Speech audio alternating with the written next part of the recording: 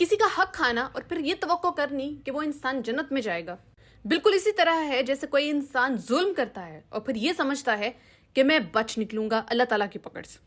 اگر آپ نے کسی کا بال برابر بھی حق کھایا ہے، چاہے وہ چھوٹی سی چھوٹی چیز ہی کیوں نہیں ہے، لیکن آپ اس کے بعد نمازیں قائم کر رہے ہیں، زکوٰۃ دے رہے ہیں، خیرات دے رہے ہیں، اور آپ یہ توقع کر رہے ہیں کہ اللہ تعالیٰ آپ کو معاف کر دے گا، آپ معاف کر دیے جائیں گے، تو ایسا کچھ نہیں ہے۔ یاد رکھیے کہ اللہ تعالیٰ نے حقوق العباد کی معافی نہیں دی۔ اللہ تعالیٰ حقوق اللہ معاف کرنے کو تیار ہے، لیکن حقوق العباد معاف نہیں کرتا unless and until آپ نے جو حق کسی کا کھایا ہے اس کا مداوع نہیں کر لیتے، یا آپ اس کو اس کا حق واپس لوٹا نہیں دیتے اور اس انسان سے معافی نہیں مانگ لیتے۔ نبی کریم صلی اللہ علیہ وسلم نے فرمایا، جو شخص کسی دوسری کی زمین کا بال شد برابر بھی ناجائز طور پر لے گا تو قیامت کے دن اسے 7 زمینوں تک دھنسایا جائے گا۔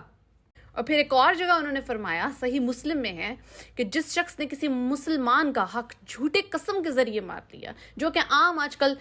جھوٹی قسمیں اٹھائی جاتی ہیں، تو یاد رکھیے اللہ تعالیٰ نے اس پہ جنت حرام کر دی۔ اور آپ صلی اللہ علیہ وسلم نے یہ بھی فرمایا کہ اگرچہ وہ مسواک کا درخت ہی کیوں نہ ہو۔ اس لیے ظلم سے بچو، کیونکہ اللہ تعالیٰ نے تم سے پہلے لوگوں کو صرف اسی وجہ سے ہلاک کیا تھا، ان پر عذاب آئے تھے، بہت سے نبی ایسے تھے جن کی قوموں کو عذاب دیے گئے تھے صرف اسی وجہ سے۔